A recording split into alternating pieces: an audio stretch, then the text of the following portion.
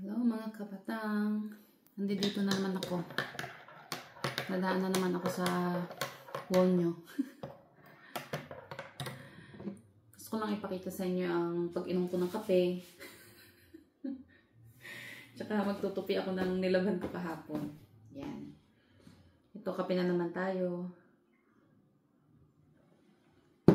Kape series. Yan. Natutupi na ako ng mga nilabhan ko kahapon. Ngayon ko na tutupiin. Kumusta kayong lahat, mga kabatang? Lalo na dyan sa Batangas. Kayo gay, kumusta na dyan? Lalo na ang aking mga pamilya dyan. Char.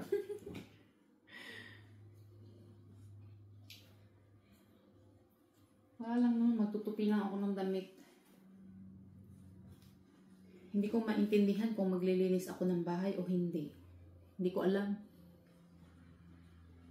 Hindi ko alam kung madumi ang bahay o hindi.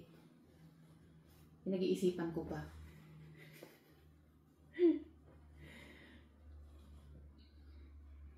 Ang tahimik, no? Ganun talaga dito sa Taiwan. Ang tahimik. Wala kang maririnig ng mga ingay dyan. Pakinggan nyo, wala. Wala. Tahimik lang dito. Tapos mag-isa lang ako. Bukas pa ako man makakasama. Dahil walang pasok si Ian. Tahimik lang dito sa Taiwan, guys. Walang pakialamanan ng mga tao dito. Wala kang makikita ng chichismisan sa daan. Wala. Mga takot sa tao. Charot. Hindi naman. Talagang may kanya-kanya lang silang buhay. Wala silang pakialamanan dito. Hindi ka nila papakialaman. Kung anong ginagawa mo, bahala ka. Ganun sila.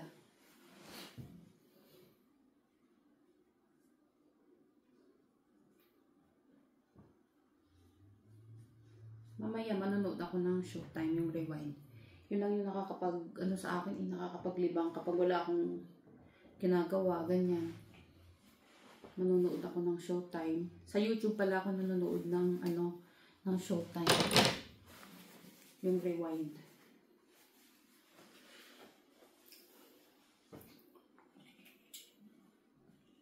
Mataas ang sikat ng araw, pero malamig. Malamig, pero nakashoot ako.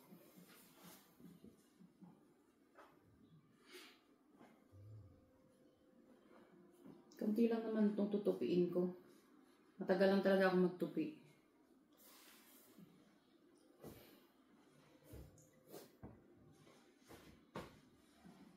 Yeah. Dati sa Pinas, ang dami kong nilalabhan. Nung bata ako, ang dami as in. Tapos nun, ang paglalaba ko nung bata ako, mano-mano, babrushin ko. Minsan bubugin pa sa bato. Tapos ang dudumi pa ng damit ng mga kapatid ko. Tapos yung tubig namin noon, wala kaming gripo. Di syempre iigibin pa namin yung tubig. Eh di tipid. As in, mano-mano. Sobrang dami talaga ng nilalabhan ko noon. Sako yung nilalabhan ko. Sako-sako. Tapos yung sabon, dapat tipid din. Dahil syempre, sa dami ng labahin.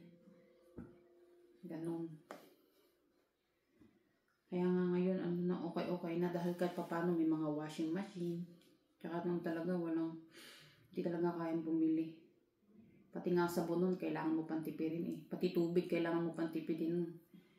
Kahit na nangingitim-ngitim na yung tubig, okay na.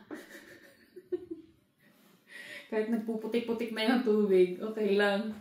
Basta malaban lang, basta mabanlawan lang. Ganon nun.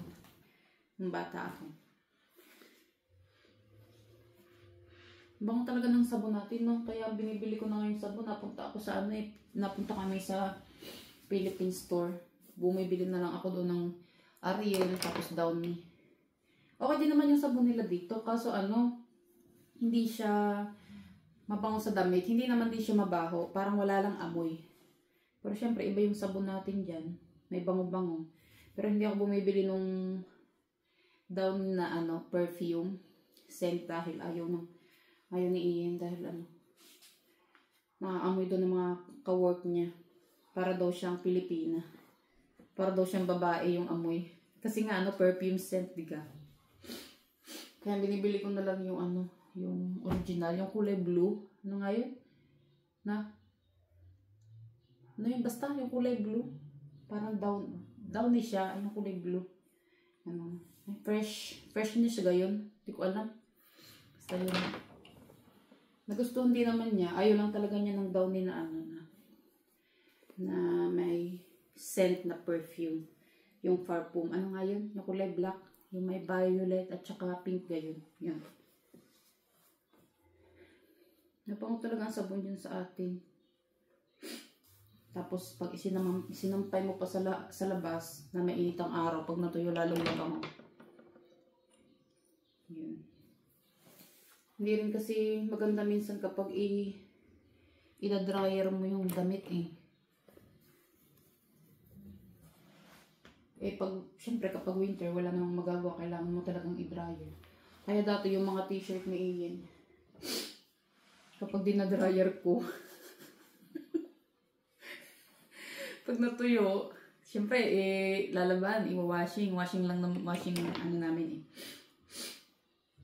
Pag i-dinadryer ko na, syempre, pag binibilan ko siya ng t-shirt, saktong size lang binibili ko sa kanya, DL lang, mga ganun.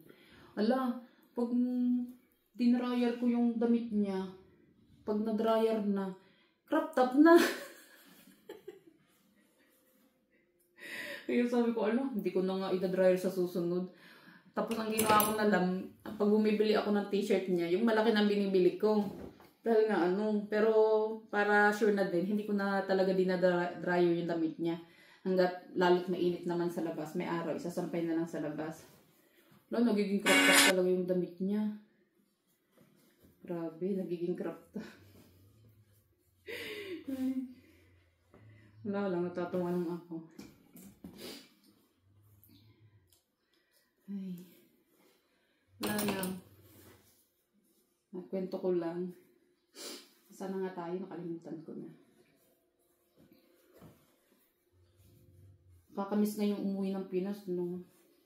Tapos ngayon, summer, ngayon ay March. Bakasyon, malapit ang bakasyon ng mga bata. Oo nga, naalala ko nung bata kami pag bakasyon. Tiga, mga bata ngayon pag magbabakasyon, nasa bahay lang, ganyan, cellphone, nood ng TV, kain. Nung kami nung bata kami, hindi kami pag bakasyon, lalo kaming natatakot. Dahil syempre, may kanya-kanya kaming gagawin. Hindi pwedeng wala kaming gagawin sa bahay, hindi pwede kami nakahiga.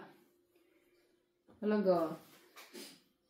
Ang ginagawa namin nun may na agad ang tatay, may nakatukan na agad.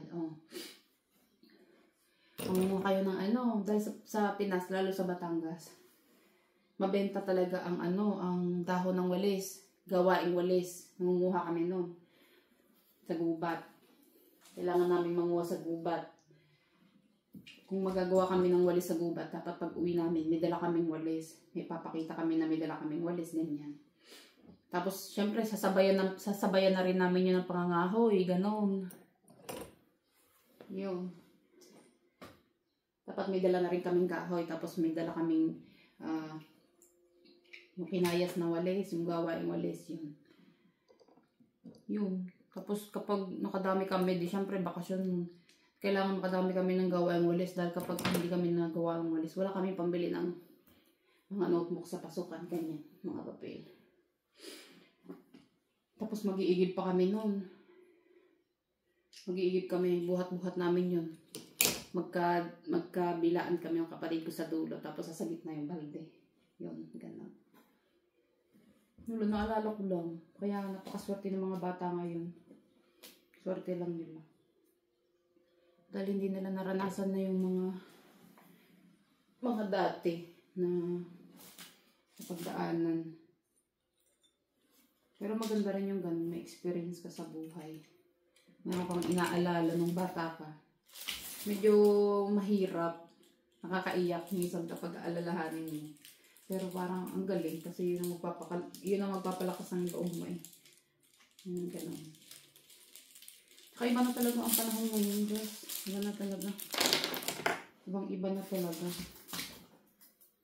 Ibang iba na.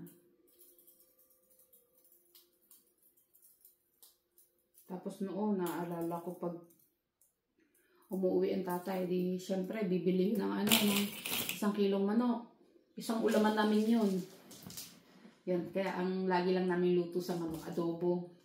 Tapos kapag sa isda naman, sinaing na isda. Kaya pag tulingan, ubus agad. Kaya ang ginagawa ng tatay, ang binibili na ng tatay, yung dumpilas.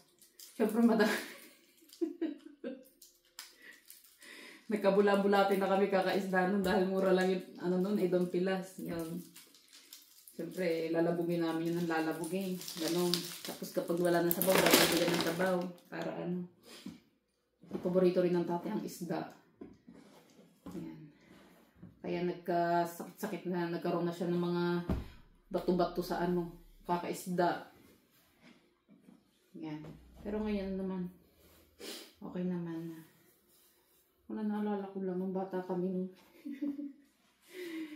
Kaya parang ang bait talaga ni Lord. Dahil na parang kung iisipin mo, medyo okay na, malayo-layo na. Nandito ka pa rin naman, pero syempre iba-iba na yung sitwasyon, medyo malayo-layo na. Kahit pa paano, ganyan, okay na buhay.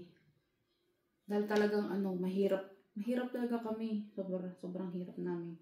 Tapos, alam niyo man, basta talagang maging okay ka lang, maging mabait ka lang na tao. Hindi ka man sobrang aangat, pero mag-iiba yung buhay mo kapag mabuti kang tao. Hindi ka mayabang, ganyan. Ganun yan. Yun lang yung ko guys, ang haba ng sinabi ko. Magtutupi lang naman ako ng damit, no? Ang dami ko nang sinabi. Sige na, bye-bye na. Tutuloy ko na yung tinutupi ko, guys. Bye-bye!